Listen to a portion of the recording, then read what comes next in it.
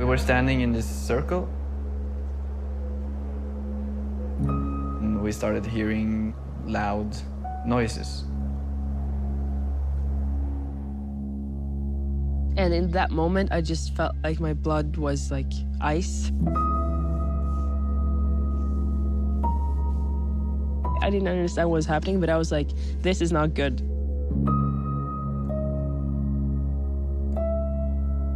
You see people being killed. I called my mom to tell her that I would come home. You could hear the shots were still going on when you were leaving the island, and sort of feeling like a coward because you were leaving your friends behind. I asked, where's my brother? One of the guys sat down with me and he just told me, your brother was shot in the head. Every time I'm going back to Ireland, I carry this feeling that I'm here in a way just to let her know that I never left her. I did what I could. I don't like the victim label because I never felt like a victim. I always felt like I was a survivor.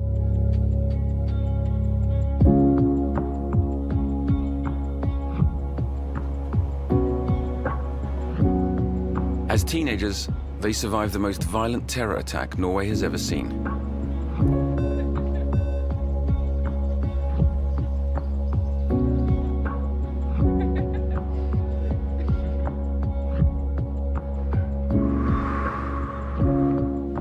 Ten years later, 5 survivors talk to us of their scars and explain the strength of their resilience.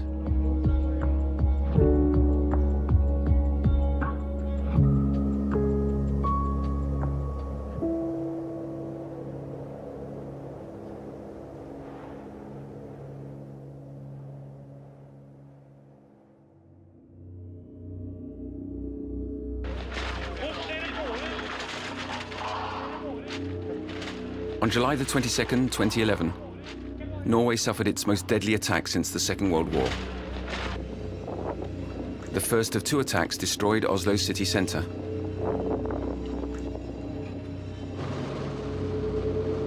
An hour and a half later, less than 20 miles from the capital, 69 teenagers who were gathered on the island of Utoya were systematically shot at and killed.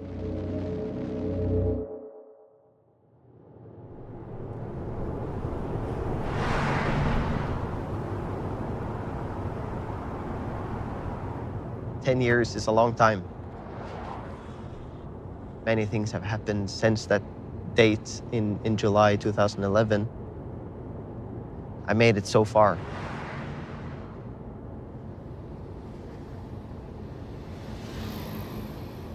Every time that I go there on this island, it's like a mixed feeling. One side of me is a little bit nervous and a little bit afraid, but on the other side, I feel a little bit lighter every time. You know, every time that I go there and nothing terrible happens, it's a relief.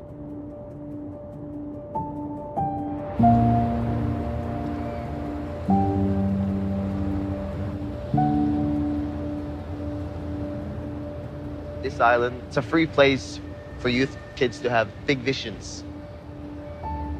The world will tell you you can never change it. But on this island, there was room and space for you to believe that you could change it.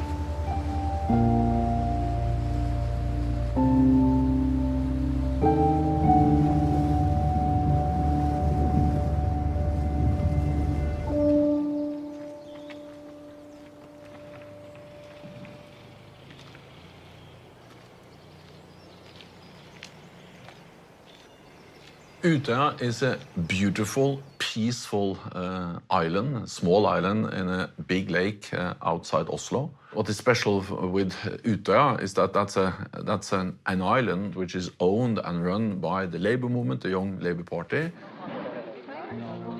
summer after summer and since 1950.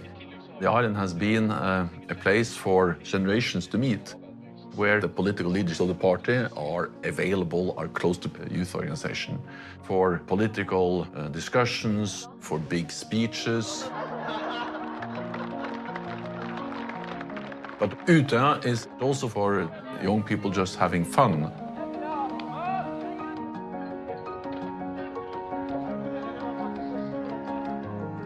I chose IOF because of on the back side of the brochure, it was a picture of Utoya and a description of what that was about. And I was like, I really want to go to this camp. And I liked the left more than the right. I was kind of searching for something to inspire me. There I found the Labour Party's youth, where we could discuss politics and I could hang out with people who were older than me, and I felt a bit more, I felt a bit more at home than I did in my class.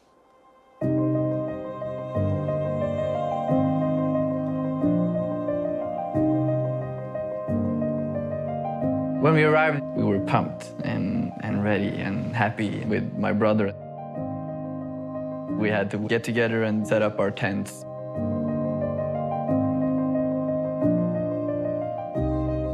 With my friend Tamta, we were accommodated in the room for international guests. It was kind of honor, you know. Everyone else was sleeping in the tent.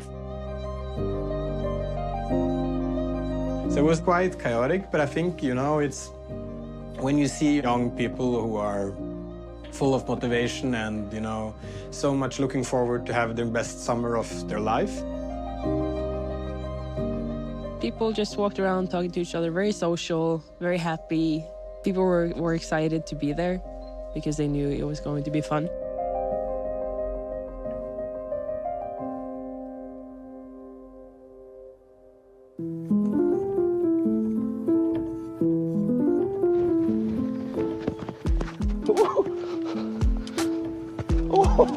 Tunnel.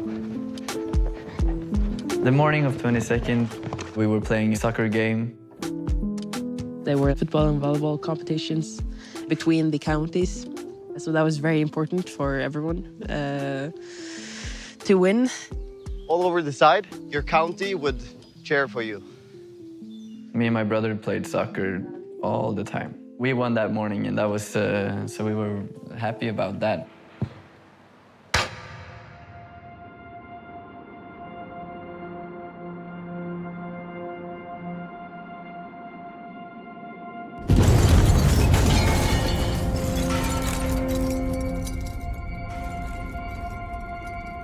At 3:25 p.m. in Oslo, an explosion ravaged the tower block which is home to the Norwegian Parliament.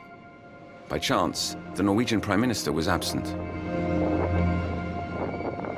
I was in my residence working on the speech I was going to deliver at Utoya the day after. I was called by my colleagues in the Prime Minister's office, and they told me that there was a big explosion in front of the government building. After half an hour or something, I get more and more credible information that this was not an accident, this was a bomb, this was an attack. Less than 20 miles away, 564 young people from the Labour Party's Youth League, who were gathered together on the island of Utoya, were informed of the attack. I remember us getting told that we all had to be gathered like in the main hall. Everyone just sat down and they were like, we have an important message to you. Then they were like, there has been an explosion in Oslo. They didn't say bomb, they said explosion. What I thought immediately it was that maybe it was a gas leakage or something. And I remember that I told to Tamta that, oh, it's so ironic that like we are here for 1 week for the first time and then something like this happens. Like I was like irritated in a way. I called my mom and said, I'm safe. This is fun. I don't know. And she was like, oh yeah, I know you're safe. You're on the safest place in the world. You're on an island. I remember that someone said that we're safe, everything is good, and there's a policeman on his way over to like secure the place or something.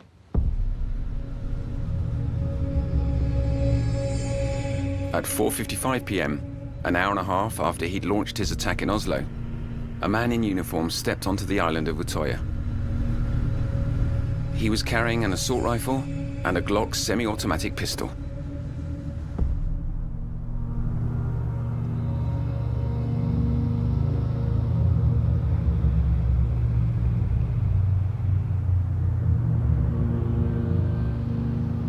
We were standing in this circle, and we started hearing loud noises. It was just like, and it kind of filled the whole island with sound in a way. I'd never heard anything that loud in that way before. I just thought that it was someone banging something hard, some iron. And someone in the group said, "That's a Glock." And that was someone who knew how a Glock sounded. I came back to the room where Tanta should wait for me, and she wasn't there anymore. And it just went quiet. And then everyone was just looking at each other, and just the fear growing. I remember that very vividly. Then a group of young people just came running to us, and they were like, "Someone's shooting at us." I saw this bullet flying over me and just hitting the ground in front of me. In that moment, I realized like someone is actually trying to kill us right now.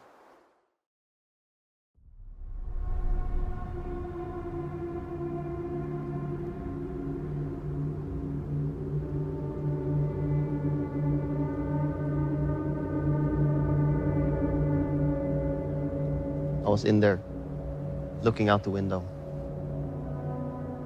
You see people being killed. You hear they're screaming. You can see them screaming. But your 16-year-old brain can't comprehend what is actually happening.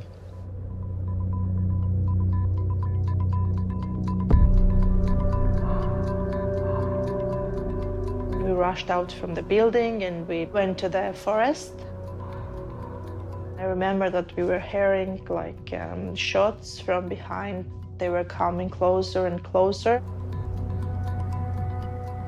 We saw a group of people. They were laying on the ground.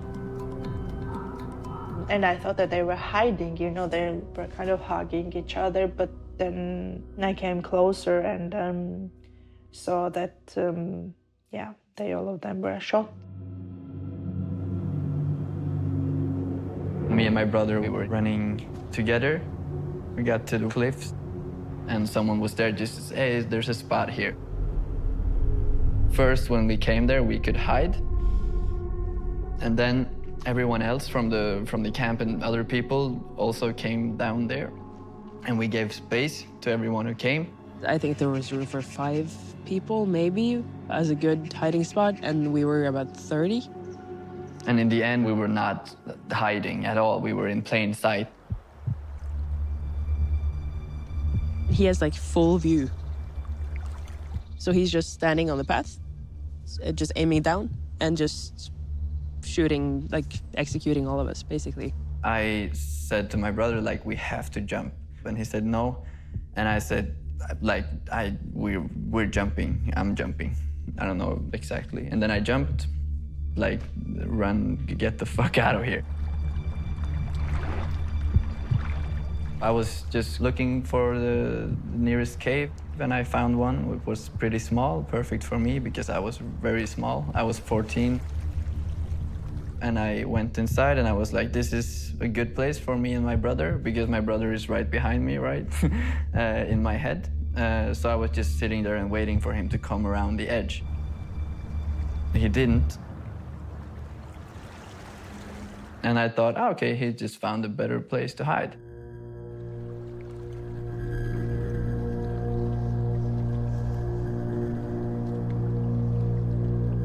lot of people were hiding behind the pump house. We were extremely quiet. There was this guy dressed in black that looked like a policeman who told people to come forward, come forward, we're here to save you. Seems kind of weird, to be honest. And then I think some people were screaming like, no, don't go forward. And people were going forward because they thought they were being saved. I started running towards the opposite direction on the slippery rocks. I threw myself out in the water and then started swimming around the island. And then I could just hear you shooting at people behind me. 15 people were shot at the pump house.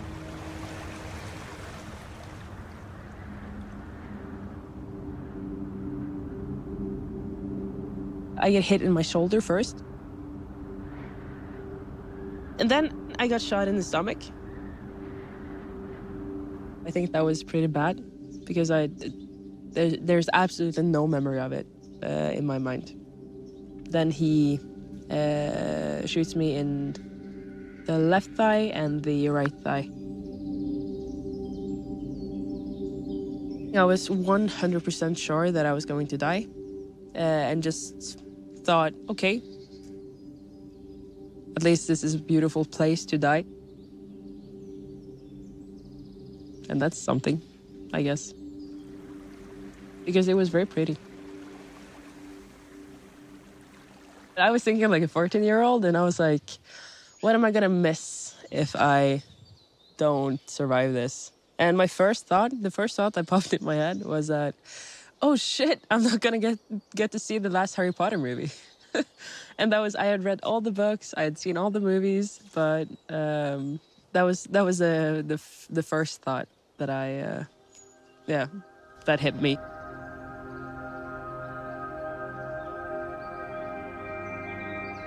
But I realized I don't want to die. This is, this is something that I should try to survive at least. And I thought, okay, now you gotta stay calm and don't panic, because if you panic, your heart's gonna beat faster and you're gonna bleed out faster. So just breathe, try to stay awake as long as you can.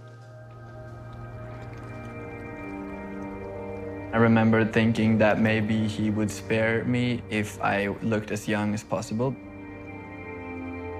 I remember doing this with my hair because I knew that I saw a little bit younger when I had my hair like this, and I was preparing what I was gonna say or do, or how or pitching my voice as light as possible. I thought that this was a little chance to survive.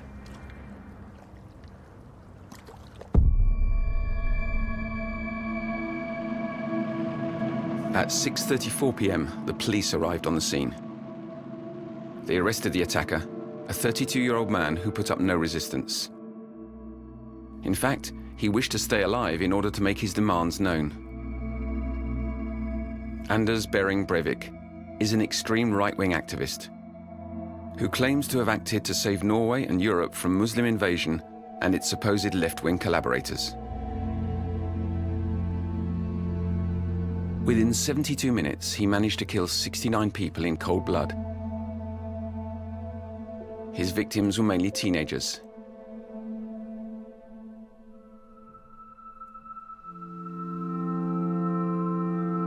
Those who made their escape were not aware that the massacre was over. When we got nearly halfway, a boat came. I remember this one guy just grabbing me with one hand, and I'm over 100 kilos, just in the boat. I heard this boat's engine go around the corner of the island, and then I heard a person yell, "We're the police, is anyone alive here?" And I thought, finally, yes.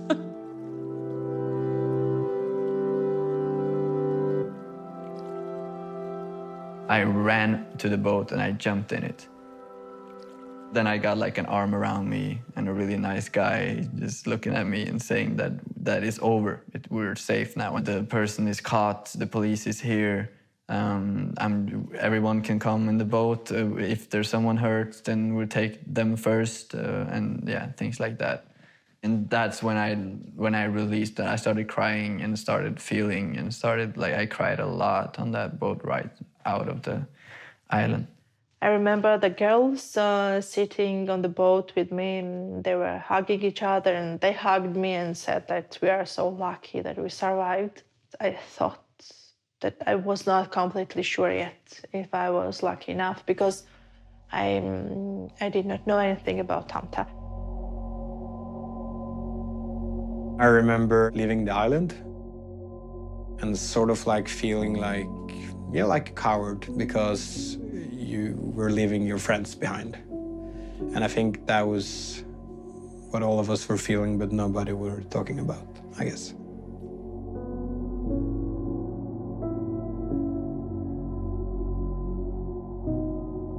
We came on the mainland. I saw like young people, they were shot. Like ambulance was on the place and they were taking care of them. You heard about tens and tens of people being killed, and people started asking me all these questions about other people, which I could not, of course, not answer, even though I knew that I've seen some of them being killed.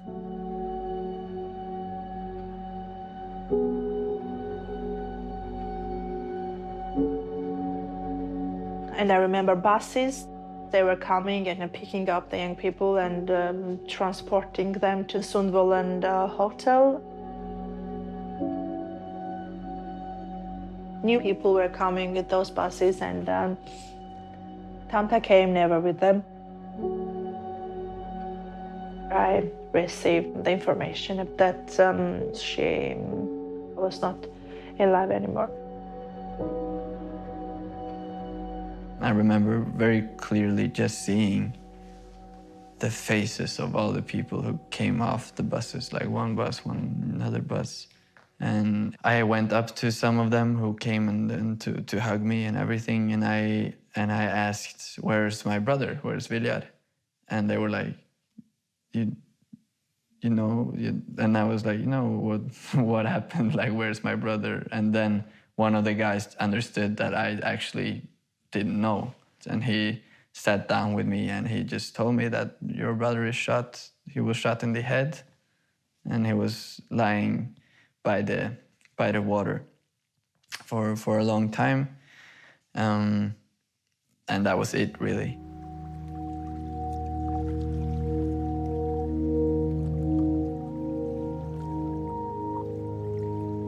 And then my parents came. I remember seeing my parents very well, and then my mom was calling all the hospitals to find out if someone could identify my brother.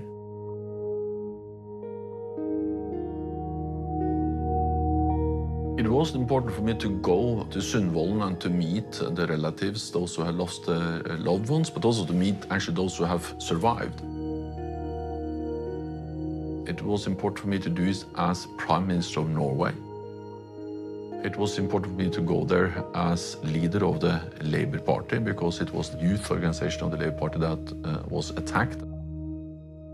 And then it was important for me to go there as a friend, as Jens Stoltenberg, because I knew many of those who were killed, and I knew many of those who were the parents, the friends of those who lost their life at Utoya.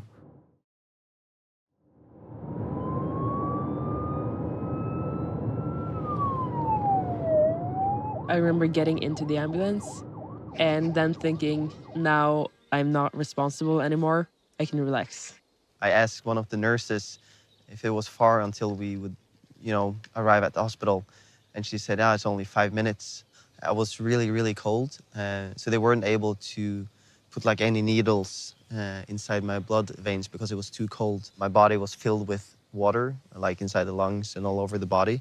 Because I've been swallowing way too much water while swimming. But except from that, it was really nothing compared to many of the people that was in the hospital.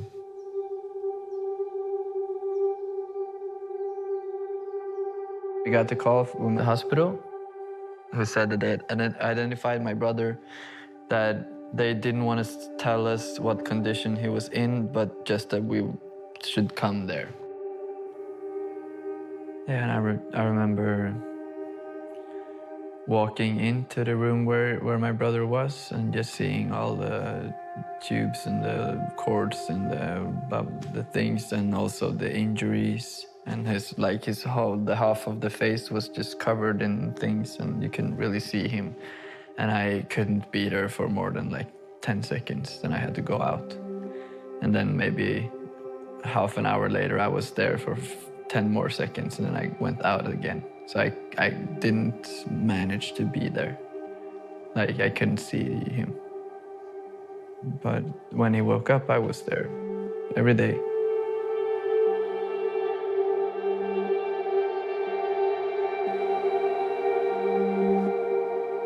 He was clear in his head, and he was being funny. But he still had a fragment of the bullet in his brain that they didn't know if it was going to stay there, so he could die at any second.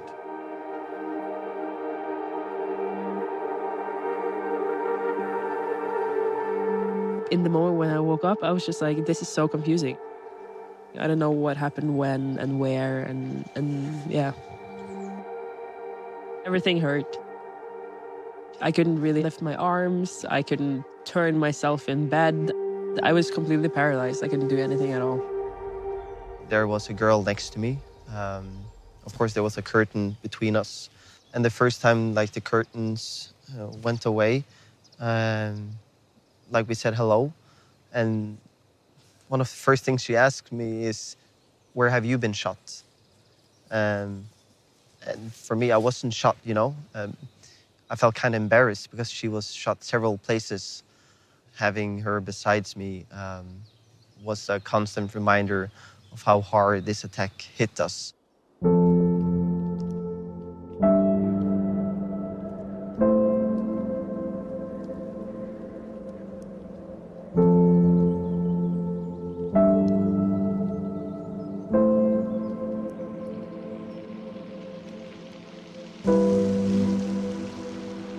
Just 4 weeks after the tragedy occurred, on August the 20th, 2011, the bereaved families and the Utoya survivors made a courageous return journey to the island. Accompanied by a psychologist, they once again came face to face with the horrors of their experience, a therapeutic exercise aimed at helping them rebuild their lives. That is when the wound is still open, that you have the possibility to face reality. Getting the balance between what you still have in your thoughts and the fantasies that are developing, and having the possibility to check out the reality. And that's kind of important, that it doesn't take too long, and that the surroundings still are so much like as possible. I really felt the need to see it, because then it was all just a hazy memory in my mind, and I didn't know what was real and what was not. I just really needed to know.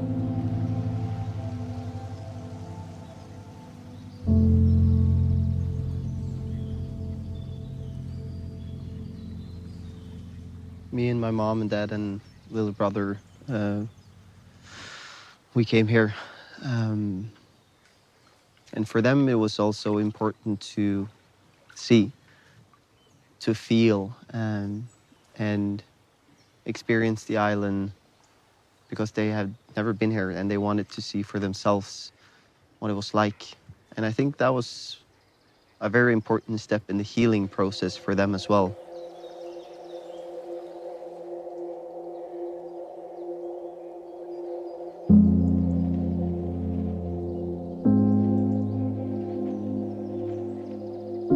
When I first went back to Georgia, my feeling was that they could not relate to my experiences. So it was in a way difficult for me to handle. The reason why I decided to move to Norway was that I wanted to have a community around me who could understand actually what I was going on as a survivor of something that I could not put words on.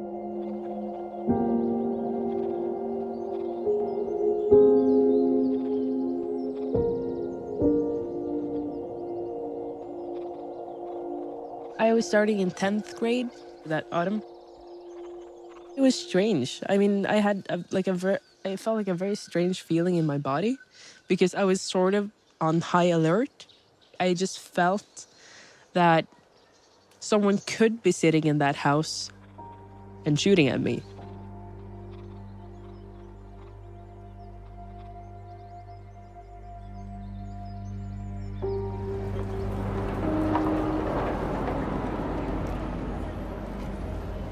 The first weeks and the first months, I couldn't sleep. I didn't have an appetite. I was very sad, very angry. How are you able to go to school?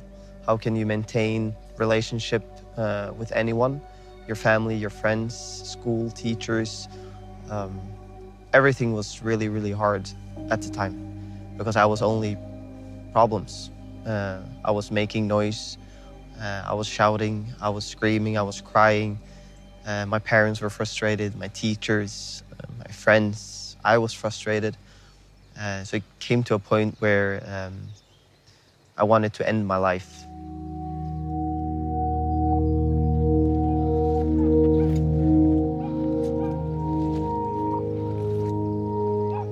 I felt like everything was without meaning.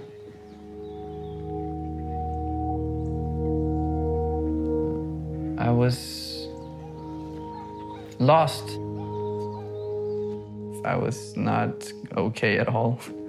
I hated being in school because my brain was always analyzing the probability of a massacre and the probability of me surviving that massacre.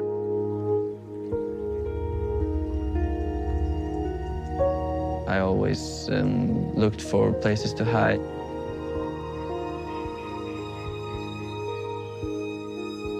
There were, of course, people wanting to help. There were psychologists, which I really liked. He had worked with a lot of people in traumatic happenings, and he had worked with people who had been in war. He was not emotionally affected by anything I said, and he was just offering me solutions and different perspectives and things like that. And I really liked him. I remember he told me, like, what do you think is the worst thing that can happen? And I was like, I don't know, but I'm scared of being scared. That's because the feeling of being scared was from Utoya was so intense, and I was so scared of feeling that again. And he was like, yeah, the worst thing that will happen if you feel really, really, really scared is that you pass out.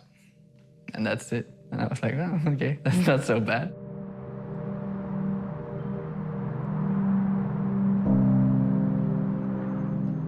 Making their trauma publicly known to the Norwegian justice system is an essential step to rebuilding the lives of the Utoya survivors. A trial in Norway is not a circus. It is dignity and it's rules.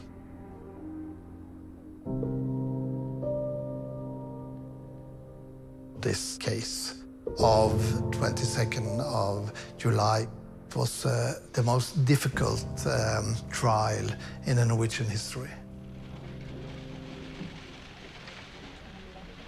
On April the 16th, 2012, 9 months after the tragedy, the trial of Anders Behring Breivik, the man behind the Oslo attack and the Utoya massacre, began. He was charged with the murder of 77 people. The right-wing extremist admitted his crimes, but did not plead insanity. He wanted to use the trial as a political platform. This is how Anders Behring Breivik want to be seen in the courtroom. It is a person who had a dream to be a kind of a leader in a fight between what he called multiculturalism and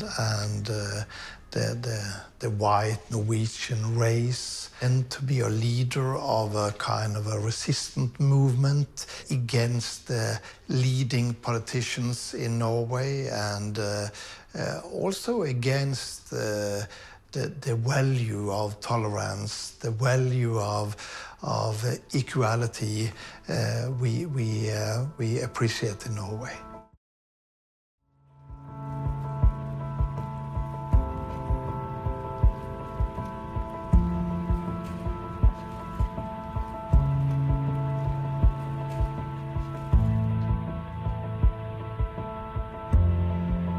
Since I was under 16, I could choose if I wanted to testify or not. My mom asked me if I wanted to, and I was like, yes, of course. We were asked if we wanted to have him in the courtroom. Yes. That is kind of the whole point of me testifying.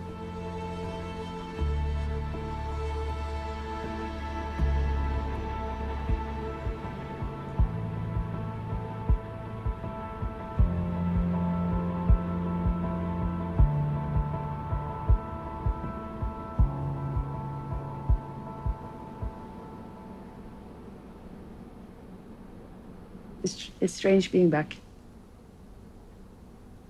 It's weird.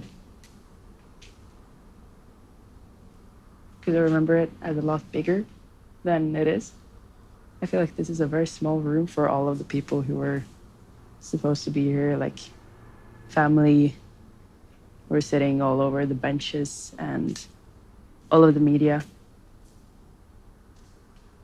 I feel like he was sitting over there on that chair.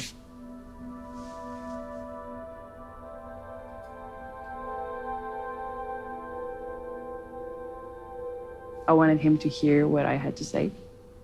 So I had a very, very strong feeling that I just wanted to be like, ha, you didn't kill me, basically, to him.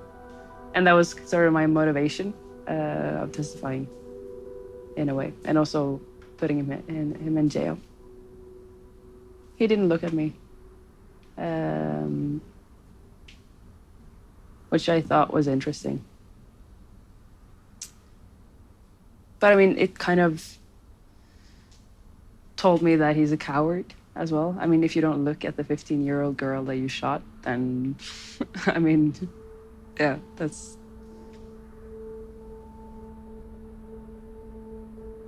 I went to the trial, but not to testify. I was very scared. I was very confused. I concepted him in my mind. He was just a really threatening and scary, monstrous sound, really. He was more of a sound to me than an actual being. But the being must have been something horrendous, like it was. My conception of him was really scary.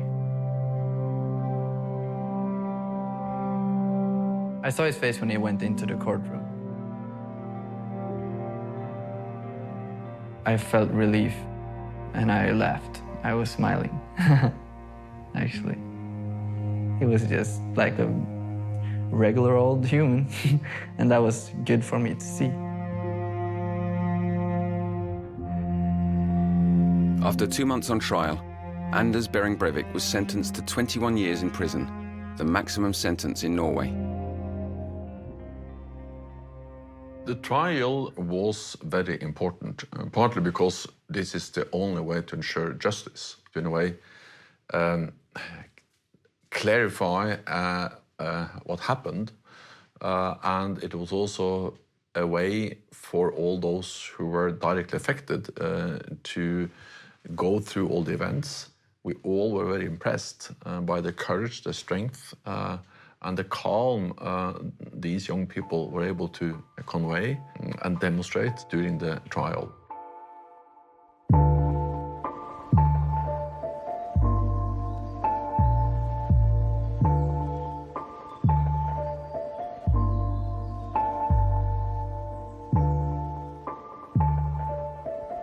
course it is possible to recover.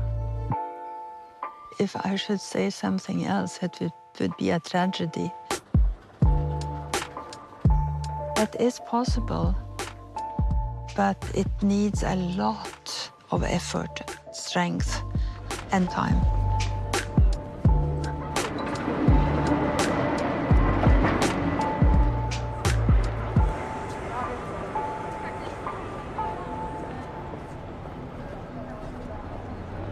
It's like a roller coaster. For a year or two, you're feeling bad, but then you might feel good for many years, and then all of a sudden it will strike you again. That is the hard part about PTSD. So I went to New York to study, to the US, to see everything else except from Norway. No one knew me, no one knew my story. I didn't know anyone. It was just a getaway. But it helped me a lot. You have to be the one who drags yourself up and kick yourself out the door, because no one else will do it for you. And when I realized that, that's when things started getting better.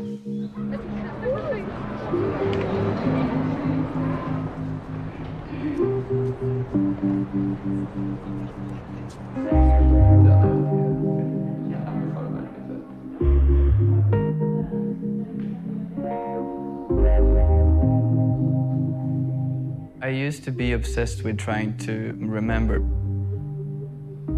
because there were so many things that I had forgotten. And I thought that maybe one of the things I had to do in my healing process was to remember everything. I really wanted to go as deep as I could. And I have done that so many times without any memory coming up. Now I don't really feel that need so much. And I've kind of let go. Maybe I'm not ever supposed to remember, and that's totally fine. Hallo, jeg heter Torje. I learned pretty early that it felt good to talk. One of the reasons is because it's part of the healing process for me to be able to speak. Having someone listening to you, that's valuable in itself. When you have traumatic experiences, one thing you can do is write things down. For me, speaking is more of my thing. If you could say something to Breivik, what would it be? I'd be curious to ask him how he's lived these last 10 years. I'd be very interested to know. Det veldig spennende. Du lever med at du har tatt livet av så mange. He has to live with the fact that he's killed many innocent people. Det er interessant for meg om So what would be interesting is to know if today, confronted with the past, he would be able to regret, to realize the seriousness of his actions. Gjort grusomme ting. To listen to stories that are brutal and sad makes most people want to do good. A lot of people have told me after I have these kinds of talks or whatever, that they now want to hug their parents or hug their brother and sister, or they want to do something important or change.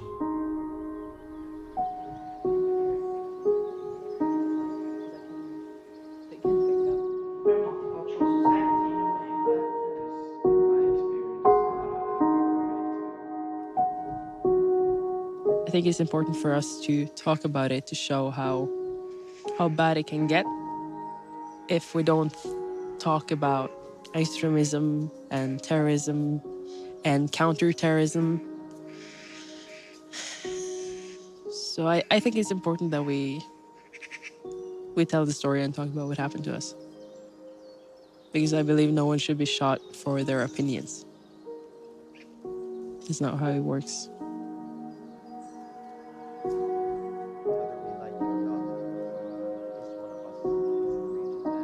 If if it's necessary to find a meaning with this tragedy, it's a very good question. I've been trying for a long time to find the meaning behind it. I don't think anyone can answer that. But what is important to me is that we learn from it, that we never forget about what happened, why it happened, and what we can do in the future to prevent anything like this happening again. I hope that we can move on as a society, not only Norway, but include the rest of the world, that we can move together in the same direction and that we can learn from these tragedies. I believe that we need to be more direct in our demands to our governments in regards to how we are supposed to handle this internationally. And therefore we need to build alliances and we need to build friendship across borders to be able to handle this in the best way possible.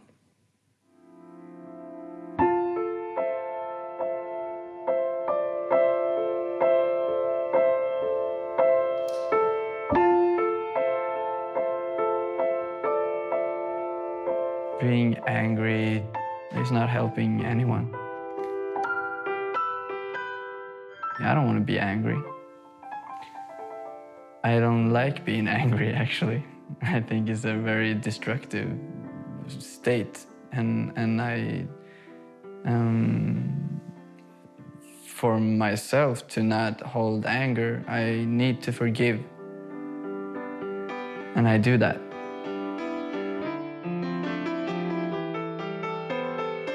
Or at least I try. And I just really love to feel love. I want to be a loving person, I think. That's important to me for some reason.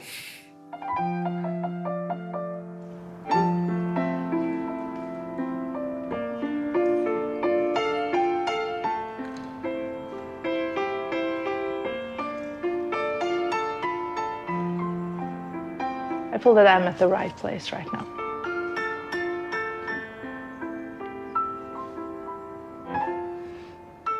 When you have this strong feeling of caring for another person, like your fight becomes much stronger, at least.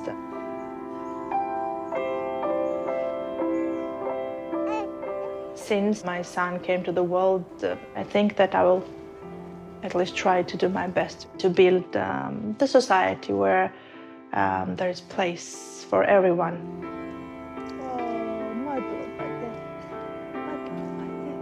And where people can be proud for their backgrounds.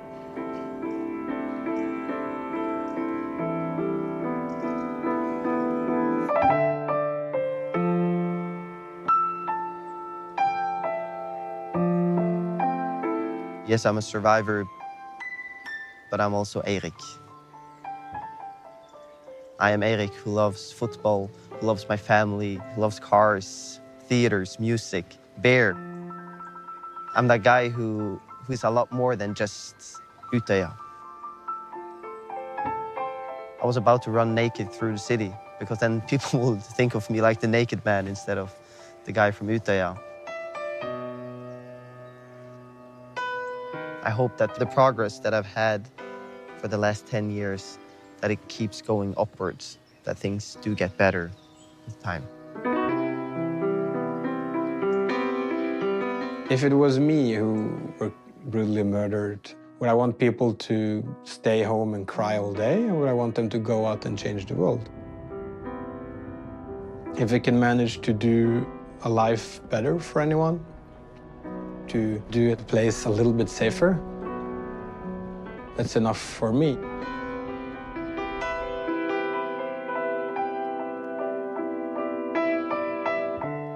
Now I've got 5 new scars.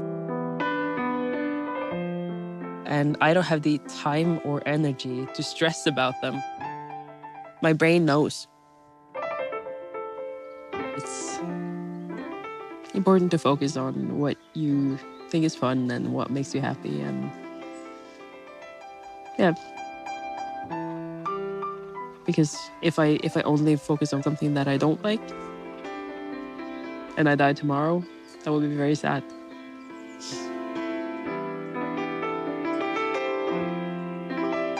I think it's gonna work out. I just don't know how yet. Ah, scary.